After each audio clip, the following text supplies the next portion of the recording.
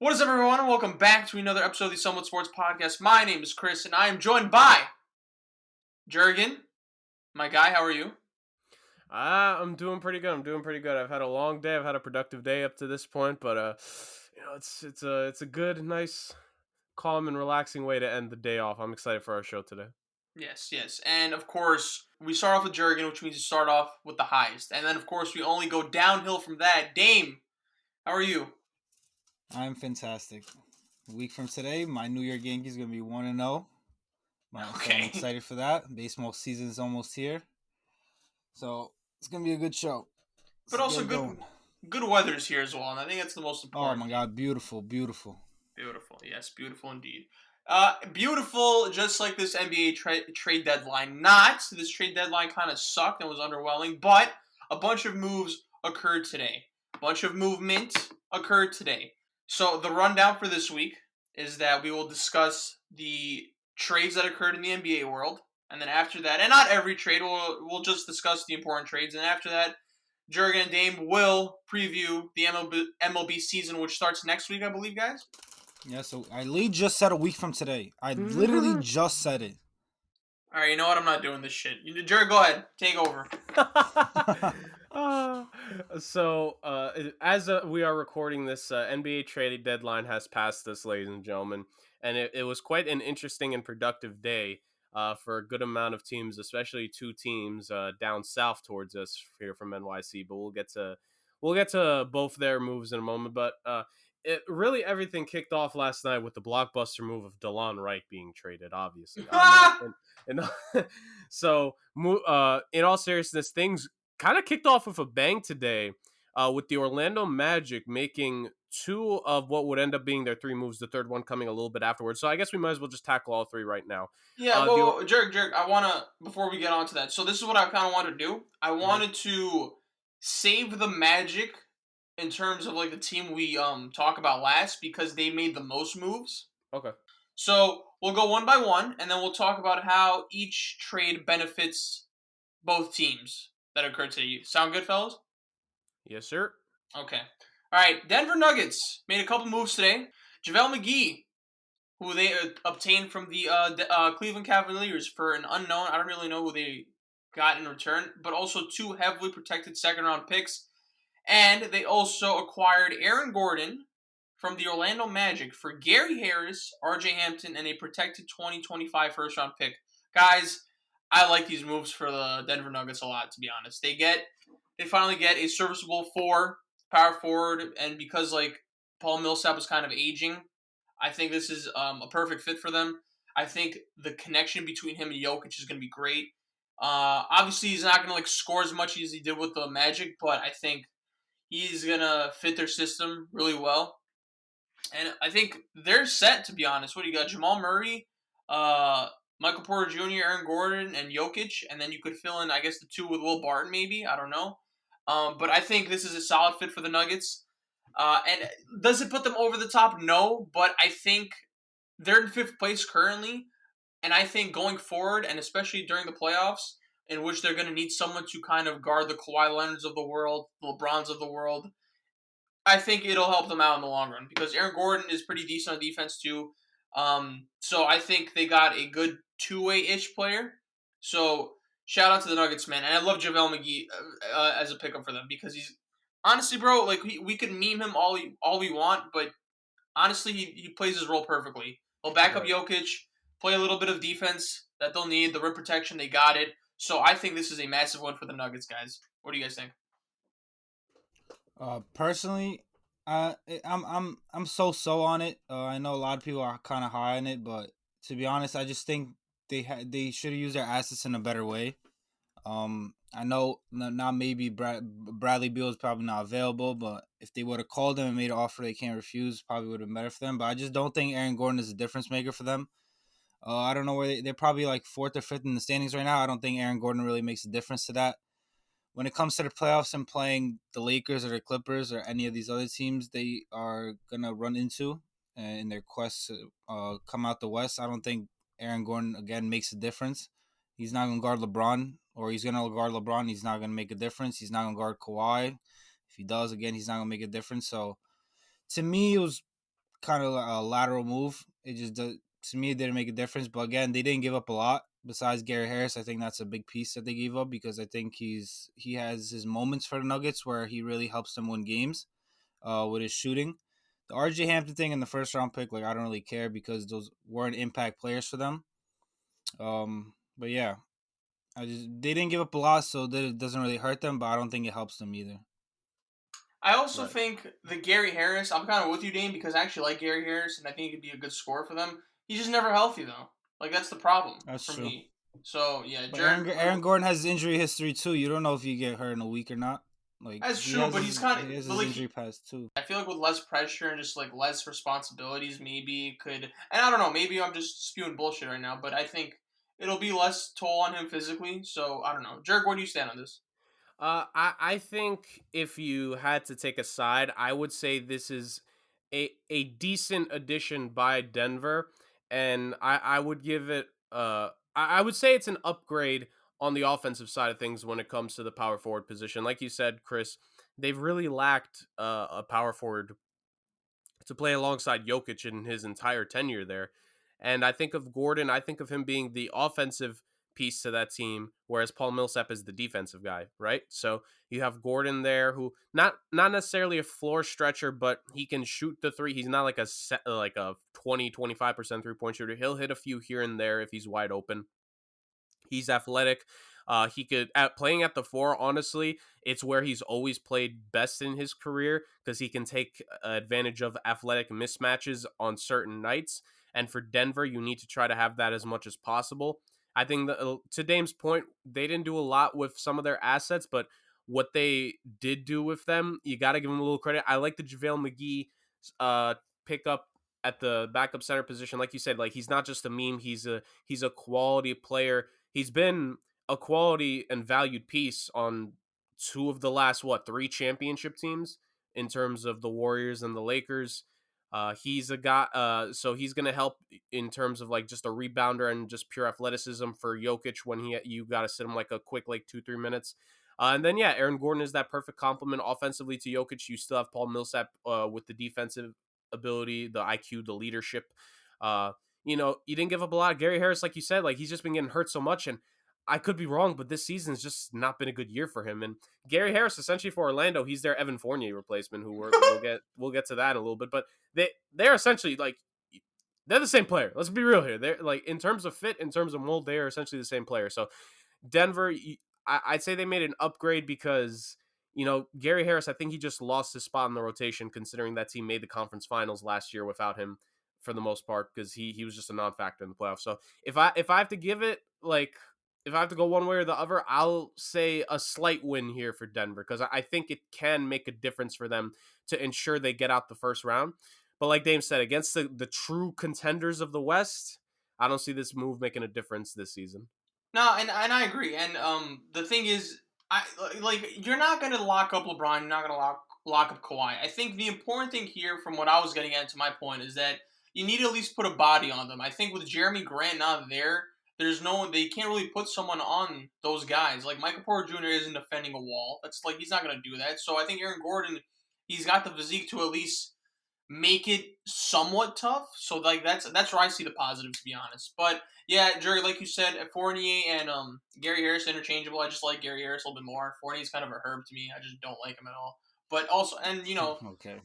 yeah, a little personal over there. But yeah, okay. All right, Yeah. let's move on. Dame, I really don't care. Anyway, Bulls, Chicago Bulls, 2 moves. I think one, of course, obviously overcomes the other, but they made 2 moves, and Vucevic to the Chicago Bulls for Wendell Carter Jr. and 2 first-round picks, a 2021 first-rounder and a 2023 first-rounder. The 2021 first-rounder is 1-4 protected. So, guys, this trade came out of nowhere because I know Orlando was they were selling, but I didn't think they were selling Vooch, I don't know how to feel about this because this came out of nowhere that they just traded him.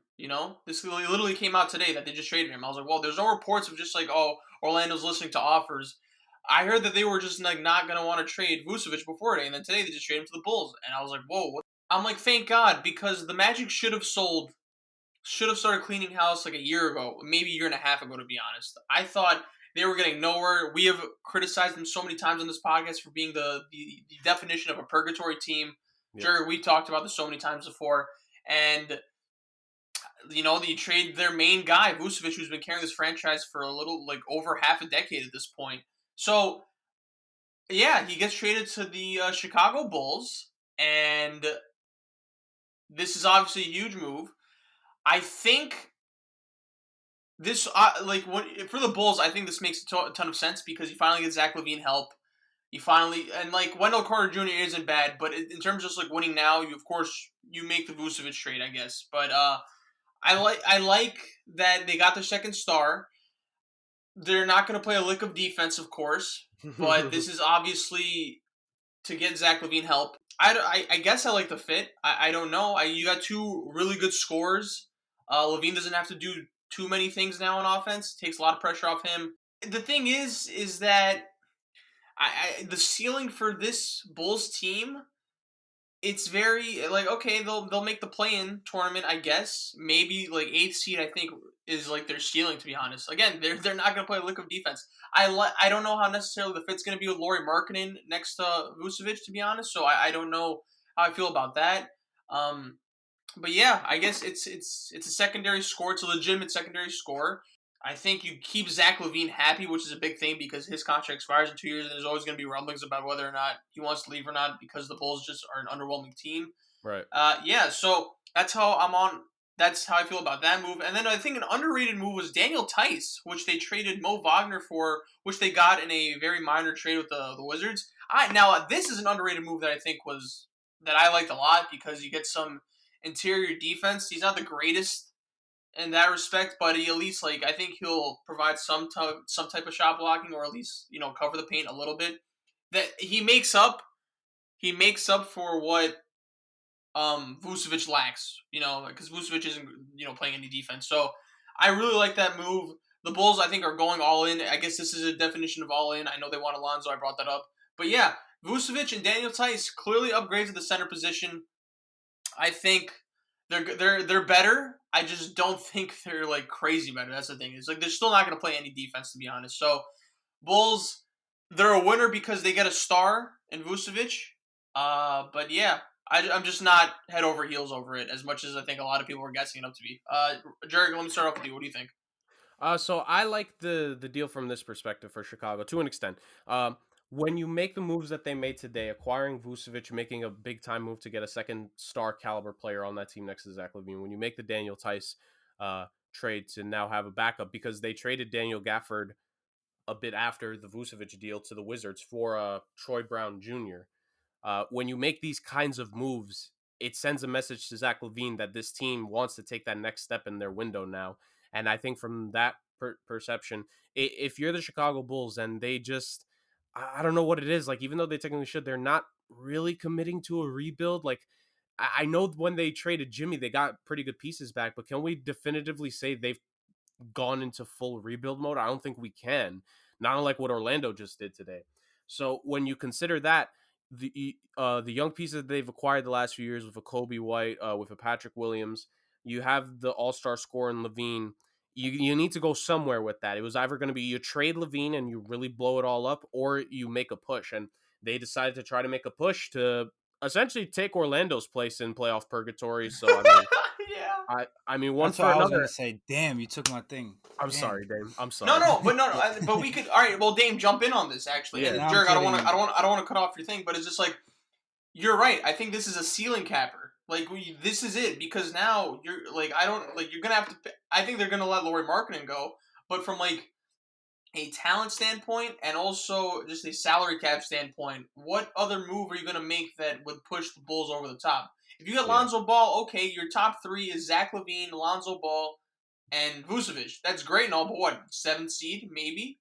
Right, Exactly, right. that's In the East so far, with the Celtics falling off with so many teams close to one another, that's the thing. I'm gonna throw it over to Dame. I feel bad for taking what he was gonna say. No, I don't care. No. Good. Great minds think alike. Chris didn't say it. There's a reason why. I'll say this really fast. I think when you have a star, you need to make commitments. And if you're the Bulls, you need to show Zach LaVine that this could be something somewhat worthwhile, because some guys at the end of the day, they're okay with just being being on a playoff caliber team at the bare minimum. And if Zach LaVine is good with that, the Bulls are going to be able to pay him the most money. This is probably enough to get him to extend when his contract is up, which I think no, not Dame, Chris, I think you mentioned it. I think his next year is Zach LaVine's contract. Two more years. Two more years, excuse me. So if they can make it work, maybe LaVine stays. I mean, the offense, like you said, is going to be incredible. Like the pick and pop and pick and roll action we're going to see between them. I hope Troy Brown Jr. gets a chance, because I really like him as a swing rotational player.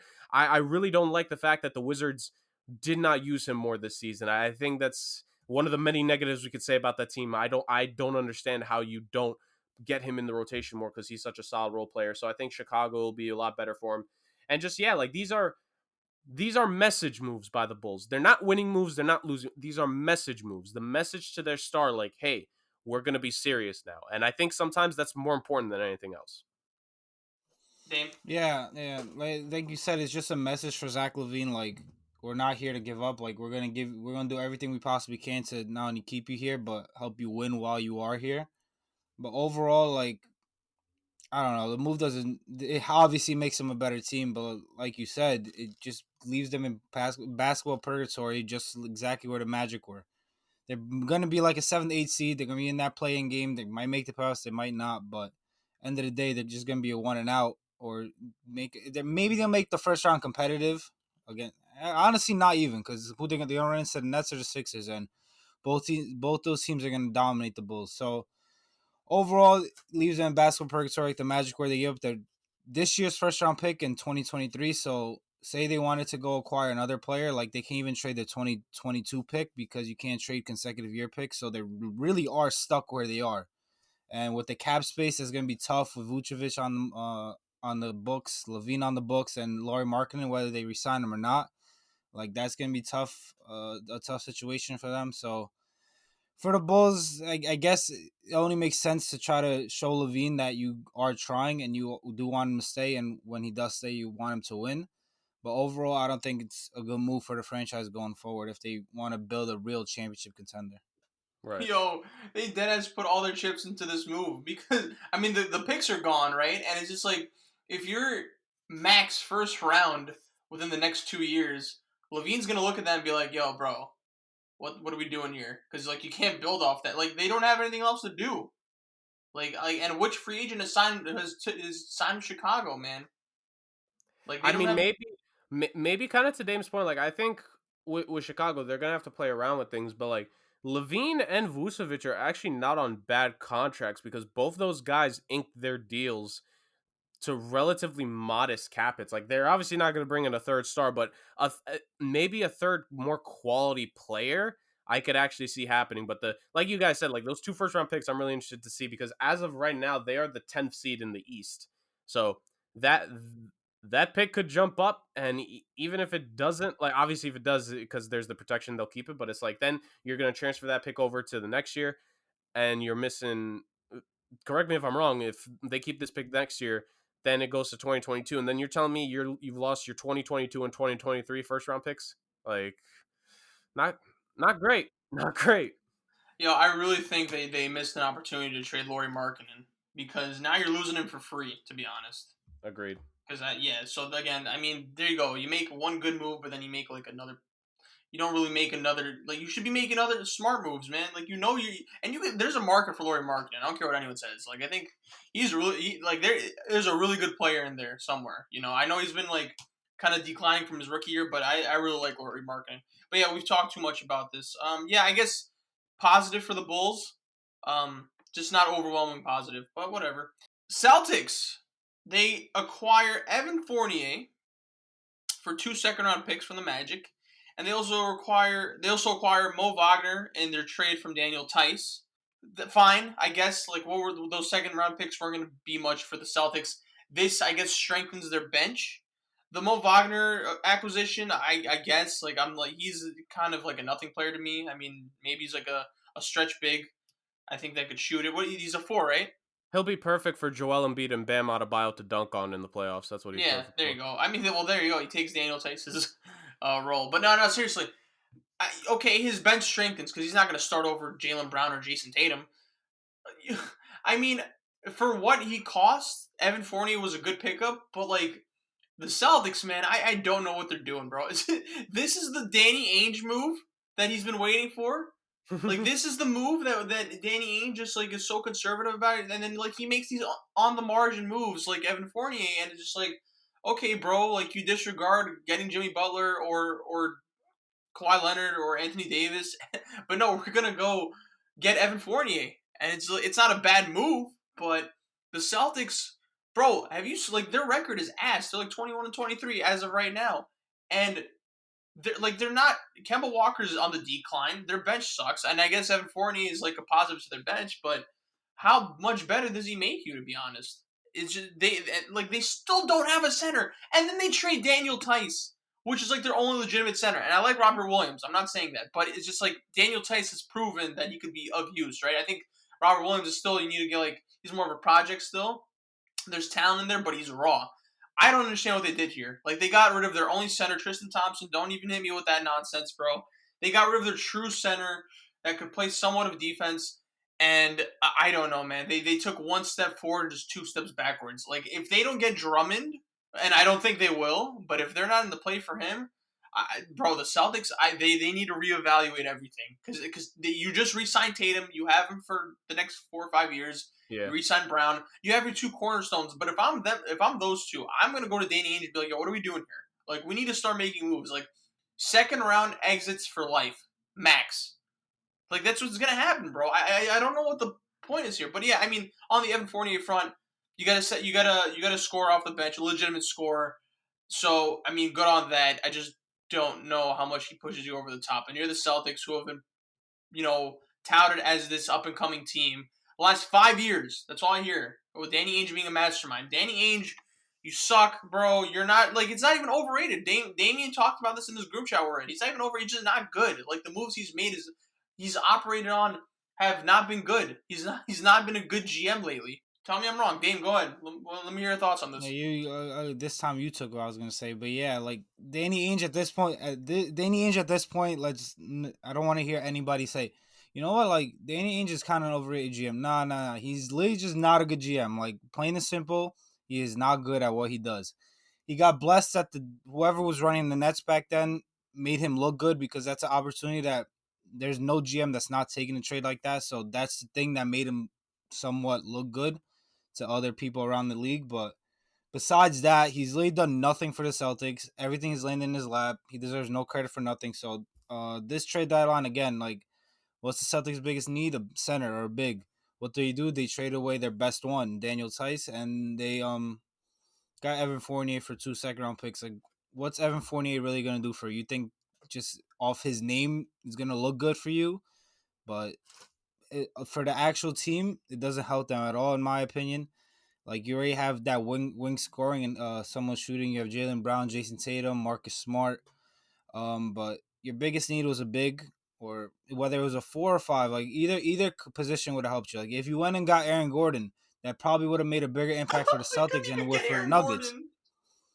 Who literally said that he wanted to go there. Like reports were that he wanted to go to the Celtics, and they still couldn't get it done. So instead, you go get Evan Fournier, who really does nothing for your team.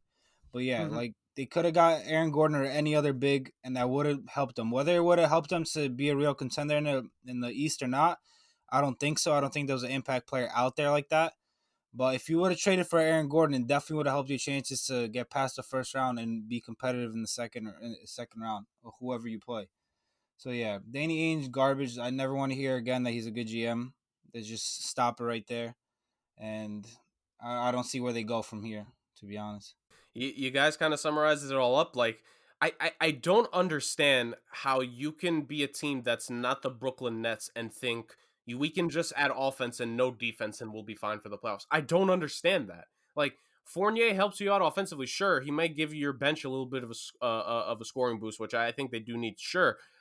But you trade, and look, like as I joked about Daniel Tice there for a second, like, let's be real here. He's at least like a 6'9", 6'10" guy. He's at least there to try to contest shots. Like all due respect to Robert Williams, he's still a young guy.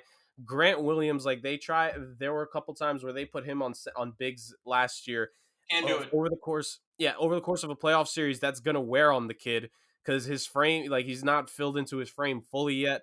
Like, I feel so bad for Marcus Smart having to carry the perimeter defense on this team too, because now it's like, God damn it, I gotta cover for Kemba and Evan Fournier if I'm out here with both of them. And like Jason Tatum and Jaylen Brown, I don't know what's happened with those two, especially Jason Tatum. Like, I'm very disappointed in him with how he's performed this season. This is why I don't, like, this Celtics team has run out of excuses officially. Like, we were mentioning the Chicago Bulls and the moves that they were making being questionable because now they are the 10th seed in the conference. The Boston Celtics are almost completely out of the playoffs. They're the 8th seed. They would face Philly if the playoffs ended today, and straight up, Philly's winning this matchup. Like, no one on that team can guard. Like, Embiid's going to go off for 40 every single game in that series, it feels like. And then Ben Simmons just has to guard either Brown or Tatum, which is perfectly fine because that's a Defensive Player of the Year candidate right there.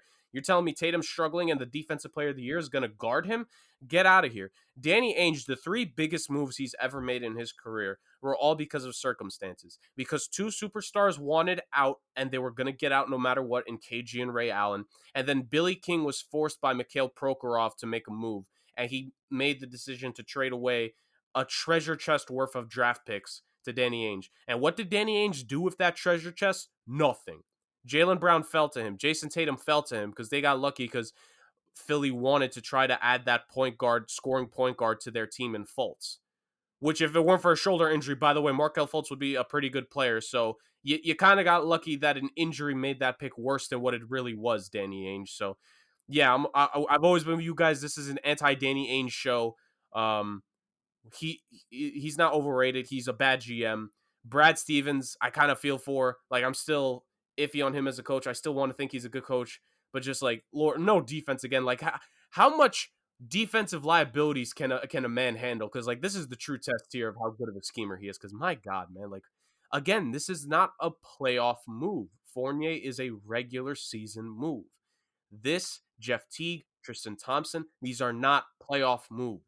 This will not win you a championship. This will not win you the conference final. This ain't going to get you past the semifinals. So it's an overall loss here by the Celtics. Yeah.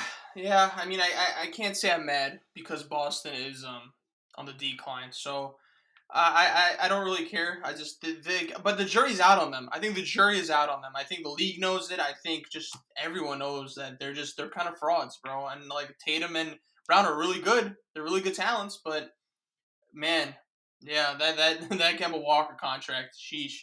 Yeah, so moving on, we've talked way too much about Boston, more so than we already should have.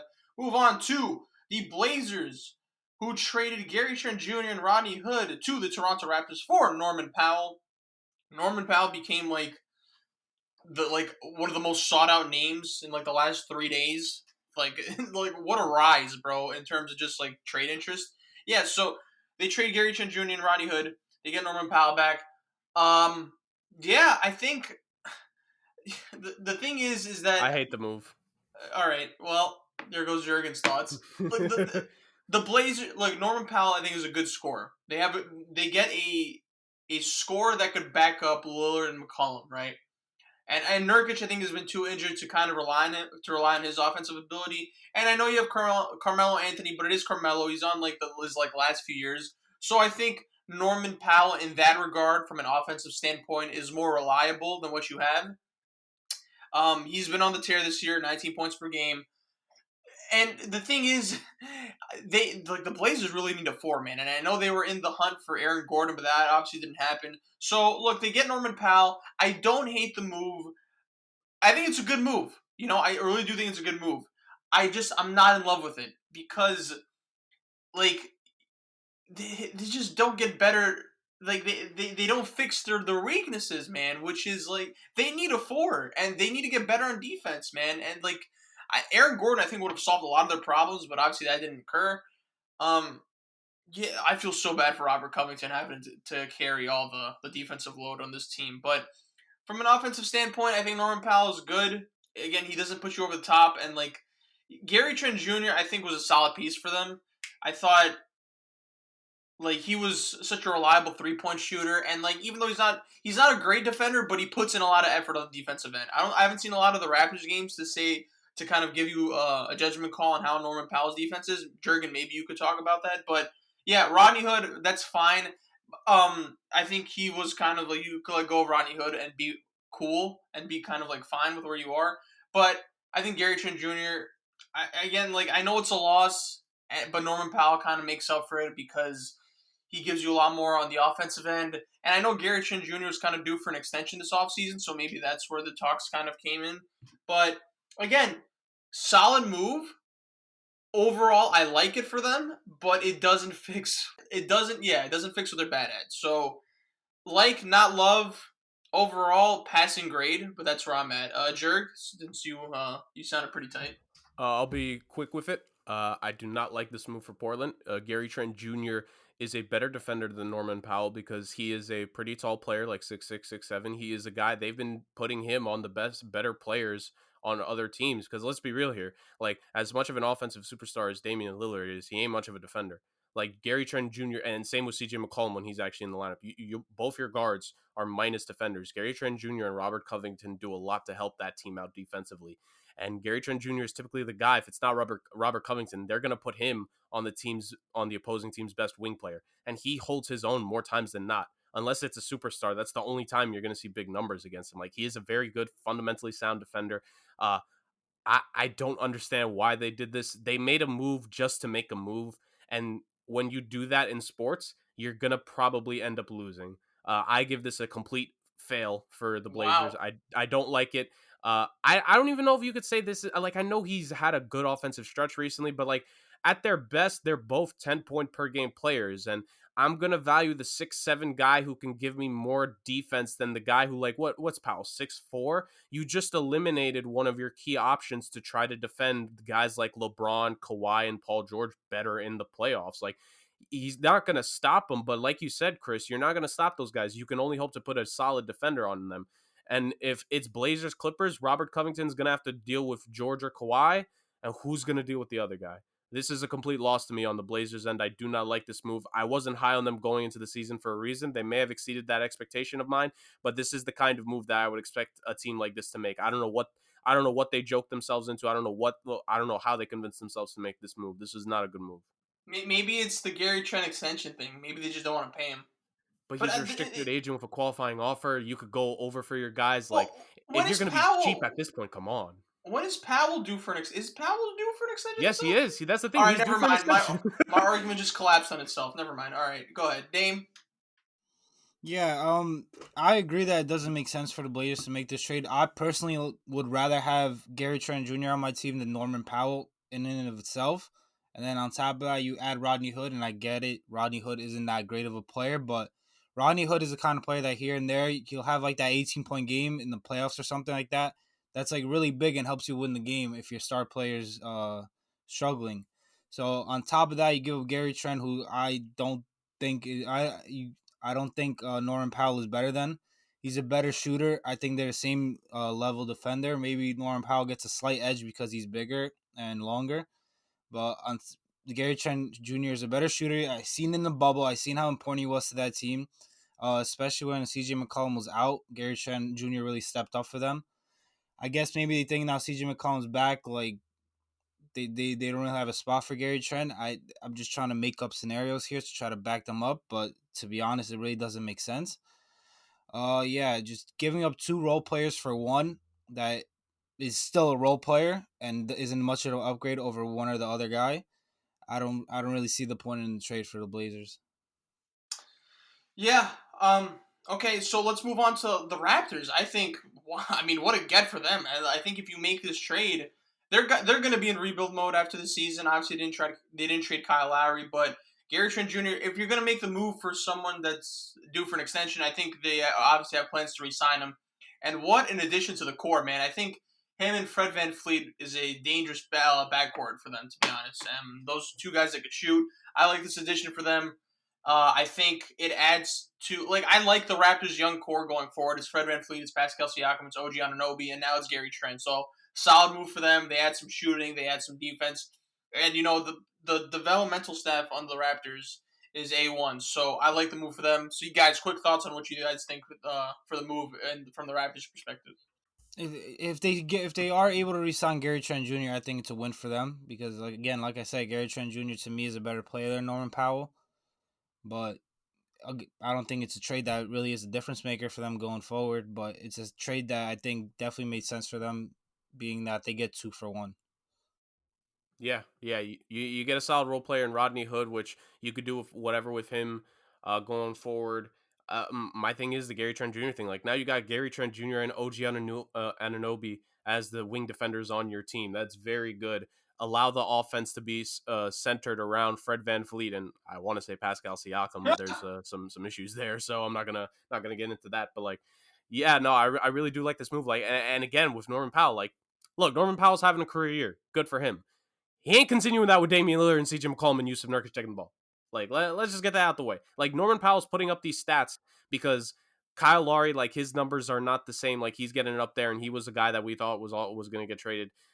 Fred VanVleet is pretty good. Like, someone else just needs to take up the scoring, especially because Pascal Siakam has kind of fallen off that all-star status everyone tried to crown him as last season.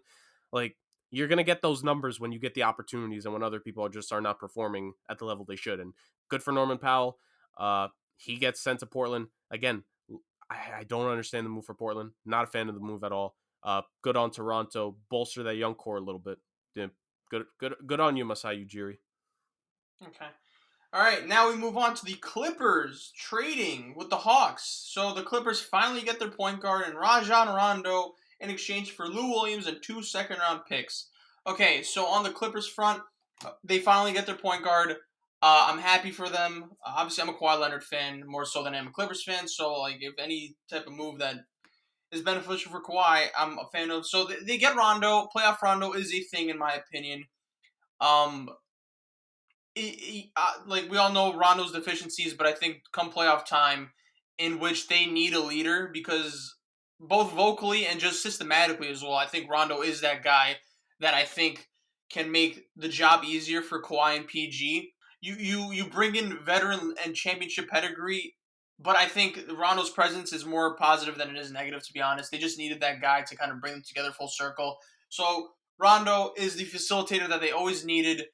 However, you give up Lou Williams, and when I saw this trade, I'm just like, damn, man, like, they're going to miss his scoring off the bench, especially come playoff time. And then 2 second-round picks, I think it was kind of an overpay on the Clippers front, man. Like, I understand the window is kind of, like, they're under a little bit of pressure now because of, like, that abysmal bubble performance. And there's that little pressure of whether Kawhi, maybe not, maybe or maybe not, may re-sign with them, who knows. But again, you get your main facilitator, which is big for them. Obviously, you couldn't get Lowry, and they didn't have any pieces in general to make a kind of big move, to make a big splash to either get Lowry or Lonzo Ball. So I think Rondo is a perfect alternative. So again, I like Rondo. I think he's gonna be beneficial for them in the playoffs. But man, it's kind of an overpay, man. 2 second-round picks and like your lead scorer off the bench. I don't know. I don't necessarily know how I feel about this. I think W because you get your guy that you've always been looking for, but kind of an overpay, man. It's just, I don't know. Yeah, I'm very mixed on this. Ultimately, I'll give it a W, but I'm very mixed. Dame, how do you feel about this? I honestly love it for the Clippers. I think it's an absolute W for them. They obviously had to give up Lou Will, but that just shows you they're banking on PG not being pandemic P in the playoffs. But at the end of the day, if he is pandemic P in the playoffs, like you lost anyway. But if he's not, then he kind of makes up for Lou Will's role, and at the same time, you add that floor general that you really need because Kawhi and PG aren't guys who could bring it up the floor and kind of create that offense. They need somebody to dribble up the ball for them and then put them in the spots they need to be in. So in the offseason, I was really scared of the Clippers getting Rajon Rondo because I do not want the Clippers to be successful. And obviously, I'm finished playing ball and I see that Rondo goes to the Clippers, so it's kind of scary as a LeBron fan, wanting the Lakers to come out. So I think it makes the road for the Lakers a lot tougher because I think this definitely makes the Clippers better because now you have less pressure on Kawhi and PG because you have Rondo coming in. He could put them in the spots they need to. He's going to play defense. He knows how to win, especially in the playoffs. We saw it last year. Regular season, he wasn't all that good, and then boom, playoffs, he turns it up to another level. Plays defense, he scores, he does everything you need to and everything you want to from a point guard. So overall for Clippers, I definitely think it's a massive W. Yeah, I'm on Dame's side. I love this move for the Clippers. They needed a playmaker, a floor general to really help set up their guys more, and I think Rondo's the perfect guy. There's just something about a guy that shows up for the playoffs more so. And I think when you talk about offensive deficiencies, like he's still not the greatest of shooters, but he's shown like he's a little bit more reliable in his later years now than what he was in his younger years. I think we need to take the stigma off him that he can't shoot, that you could just leave him wide open. He can hit some threes now if you leave him wide open and make you pay. I love it. I love getting Lou Williams out of there. I don't understand the fascination of people with 6'1" guards who, yeah, they could score, but are going to be the biggest defensive liability in the world. I know Paul George and Kawhi are both there, but still, like, why put more on both of those guys' plates on one end of the floor when they need to carry the offense? So I just love that move for them. And honestly, Luke Kennard could be the guy that replaces the scoring essentially in terms of like getting 12, 15. Maybe he'll pop off for the 20, 25 point game here and there. Like, Lou Williams is not the sixth man of the year caliber player he's been for a majority of the last, 6, 7 years. And I know fans hate accepting that because for some reason, we always like to assume a guy stays at a level forever, which unless you're LeBron James, you can't, apparently.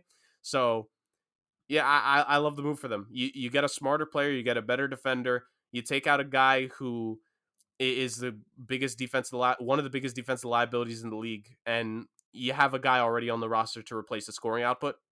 I see that as a win. Yeah, good points. And maybe that's just like because like I want the Clippers to do well because I'm a Kawhi fan. I see the pessimism first for some reason. Yeah, we know. But, yeah, all right. I didn't really ask you, but okay. So Hawks, how do we feel about this on the Hawks end? I think Lou will. I mean, it's solid. First of all, you have 2 second-round picks, I think, so that's good for them. But Lou will. Like the Hawks are in they're in playoff contention, man. And I think Lou will adds that veteran presence, and he can come off the bench. I think they desperately needed some backup guard play, right? I know they have a shit ton of wings, and you kind of have Onyeka Okongwu coming off the bench as a backup big. Who's their backup? Rondo didn't really pan out as much. I don't know if Chris Dunn's playing. So yeah, I think Lou Williams, I think maintains that scoring capability coming off the bench. So good for them. So I think it's a good pickup for them because like they're not necessarily rebuilding. Like they're kind of like in that. I think they're going to be at the end of the season because they're 4th place right now. I don't think that's sustainable. Since they're going to be like around the 6th to the playoff to the play-in range, 6th place to the play-in range, they're going to need someone like Lou Will to kind of make clutch out, to make plays for them, to kind of carry the offensive load when Trae Young goes to the bench. And he has playoff experience too. So for a bunch of young guys, I think he's valuable. What do you guys think? Quick thoughts, Jurg. So, he could help for that team specifically. Atlanta's all about the scoring. Like my thing with Atlanta is that when it comes to playoffs, they're just gonna be that young team that could go either way. They could like shock who their opponent is and like give them a little bit of a knockout punch. But I just don't see that happening this first year for them. I kind of see it with what happened with the Mavericks and Luka's first playoff appearance last year. Like they'll have a competitive game or two, but they're ultimately gonna fall. But hey, maybe Lou Williams can impart some more like just veteran wisdom over to Trae Young. That you can make a career of being a complete defensive liability. So I mean that's a plus. Yeah, for the Hawks, like you get that guard scorer off the bench. They have too many wings, so whether he's a point guard or not, you just have that scoring guard. When Trae Young goes to the bench, which you kind of need until he comes back in. But the biggest one I think is the two second round picks. Like you just never know what they could turn into, and getting rid of Rondo, who honestly at first it looked like it was gonna be a good move, being that veteran point guard to kind of mentor Trae Young, but it hasn't really worked out for them. So to get that scoring guard for them and get 2 second round picks for them, I think it's a win for them as well. This is really a win-win for both teams. That's that, and we move on. But finally, Miami Heat trade Avery Bradley, Kelly Olynyk, and a pick swap to the Houston Rockets for Victor Oladipo. They also trade Mo Harkless and Chris Silva for Belicia. I'm probably botching his last name. I'm sorry. And then they also got Trevor Ariza earlier in the week for a 2nd-round pick from the Oklahoma City Thunder.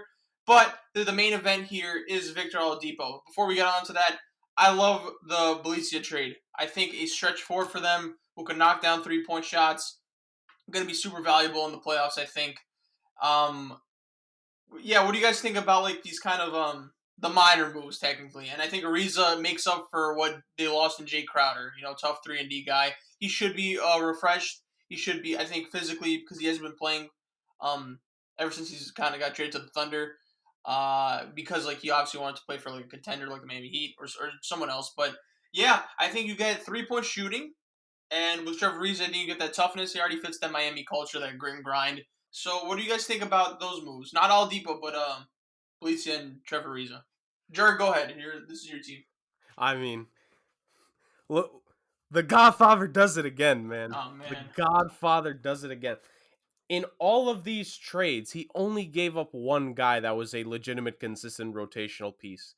And in return, he gets back a three-point shooter in Bjelica, who he's going to help this team. This team has been missing a lot of wide open threes. That rate is not going to continue. But now you just bring in another, guy to be catch and shoot there for whether it's Dragic, Butler, or Bam kicking it out to him. You bring in Trevor Ariza, who Pat Riley loves the Trevor Ariza type of player. Gritty, 3-and-D, loves the culture, knows what to do. I know you said not to talk about it, but dang it, it's my team. We got Victor Oladipo for nothing, boys. We traded a Taco Bell coupon and like a $20 off of like Prime 112 down in Miami for Victor Oladipo. Are you kidding me? I was so scared when I saw this announcement. I thought we had given up maybe Duncan Robinson and Kendrick Nunn in a deal, or one of those at least, and forbid, like, if Tyler Hero had gone in this deal, not with Oladipo not being at the peak of his powers, I would have been very concerned. But we traded Bradley Beal, who, Bradley Beal, no, Avery Bradley, excuse Yeah, me. you wish. I got, imagine, traded Avery Bradley, who's been hurt the entire year, traded Kelly Olynyk. I could live without him. Bjelica is essentially the replacement in terms of shooting threes. And you trade a pick swap. Like, that, for, he does it again in terms of, Pointless. he does it again in terms of this team is strapped, has almost no wiggle room, you'd think. Like, no picks to give up, and they get a deal done. In Riley we trust. In Riley we trust, Heat Nation. These are moves to help us not lose in 5 games to the Brooklyn Nets in the playoffs. Let's go, boys. Now that I got that out of my system, I like the Victor Oladipo move. Guys get better. They understand when they come to Miami, they're here to work. Victor Oladipo is going to improve physically. He's going to improve with Jimmy Butler and Bam being there. He no pressure on him. Legitimately, no pressure on him to be the guy. He's not going to be the guy. He's not going to be from the centerpiece of a deal. He may be the biggest name of what Miami got, but it's no pressure when the 2 key pieces are already there. He gets to be the third option, and even some nights second, because Bam, like here and there, he kind of drifts out of his aggressiveness, which I want him to do better at. But this is a guy who has chemistry with Butler and Bam, has chemistry with Dwayne Wade, who's always going to be around Miami. This just feels like a win-win. And then Bjelica and Ariza filling in 2 roles. Like you said, I don't think we necessarily miss Jay Crowder because we've just been missing so many wide open threes. But in terms of like the Bradley injury is what I think makes us miss Jay Crowder to an extent. Being that point of attack defender, which Miami has missed the entire year with Jay Bradley, and Harkless not exactly living up to what we had hoped originally. Like when you consider all of that, these are just 3 great moves by the Heat. I'm a Heat fan, so obviously I let out a little bit of the fandom, but from an analytical perspective purely, these were the right kind of moves that this team needed to make because, they've been good recently. They've had a great stretch of games, but they need to keep pushing because there's a chance to be the 4th seed come the playoffs, and I believe this Heat team believes they can go toe-to-toe with Milwaukee and Philly. So, yeah. Yeah, so we'll What are you finish off with signed you. for? Can I get my breath ready to talk about the moves? Jesus, bro. It's my turn. I haven't went yet. I didn't go yet either. I just asked how you felt about the on the margins move. Yeah, but you already spoke about the role. All right, whatever, Dame. Go. I'll finish it off. Adding the role, I know. Adding the role players, I think it was a really good move for the Heat. Just adding more guys, and that's kind of what they're known for is their depth. Because I think that's really going to help them when they go against the Nets, because the Nets have no depth. So the Heat don't have the star power to match up with the Nets, but when their bench comes in, that's kind of maybe when they could take advantage of it and kind of close the gap. So I think the adding Valencia and Riza really helps them. On the Victor Oladipo front, I don't think Victor Oladipo is really a difference maker. Like I don't think he puts them over the Nets, the Bucks, or the Sixers. But at the end of the day, you really did get him for nothing. Avery Bradley, Kelly Olynyk, and a pick swap. Like, who really cares? And Avery Bradley's probably going to get bought out or waived or whatever it is. So you really did get him for free. So it's a no-brainer for the Heat. And it's definitely going to make them a better team and a tougher out when it comes to the playoffs. And you just never know. Like, last year, no one expected the Heat to make the finals. So, maybe Victor Oladipo really takes his games to another level, playing alongside Jimmy Butler and in that Heat culture. But just looking at it from now, I don't think he really makes that much of a difference when it comes to the top tier teams in the East. But again, you never know. They're definitely going to be a tougher out. But yeah, the Heat always make good moves, so I'm not really surprised by this. Like that's just what they're known for. Pat Riley is one of the best GMs in the league. There's another GM that should probably take notes in the East and be aggressive like he has been, because it's worked out for the Heat. So definitely these moves definitely make them a better team. But I just personally don't see them these moves making them better than the Bucks, Sixers, or Nets. Now you can go, Chris. Shut up. All right. I just like Pat Riley needs to be like locked up for just thievery, bro. Just thievery, son. Like he got rid of Kelly Olynyk, Avery Bradley. What's his name? Who else did he give up in this shit, bro? Mo Harkless, Chris Silva. got rid of the scraps of the team, and I kind of miss Chris Silva. He was gonna be UD 2.0. Yeah, bro. And he had a nice video with his mom that was mad sentimental. So, like, and he got rid of the scraps and got Ariza, Bledsoe, Oladipo, and they're probably gonna get LaMarcus Aldridge too in the buyout market, bro. They got Oladipo for free. Like this is insane. Bro, I'm not going to waste time talking about how dumb the Rockets are. Like, that's another podcast in itself, bro. We're not going to talk about the Rockets. We're already too deep into this. Bro, how do you get Victor Oladipo for peanuts this easily? Like, this is... I thought Oladipo would at least snag him a second rounder. But... Olynyk, oh my god. Whatever, bro. You're not going to be... How? You're not... The Heat are not going to be worse than you, bro. Alright, whatever. Okay, so, just on the Heat front.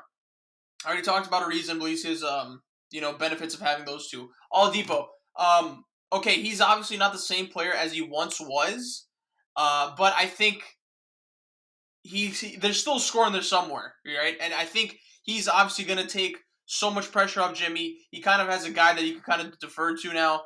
I think, Jurg, you bring up a good point. I think the Heat are going to kind of bring him back into shape.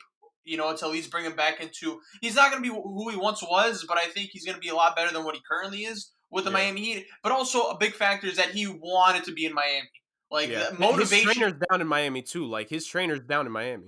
There you go. Motivation is such a big thing. Like, he's going to want to play for them, bro. He was rotting in Houston. And you obviously think... Like, that's going to hinder your performance, I feel like. So, I think he's finally where he wants to be. Huge get for them. Victor Oladipo individually... Obviously, it's not going to put you over the Nets, but I think when you take it to look at the accumulation of all the assets they got, they're right up there, man. I think they're going to just be scrappy.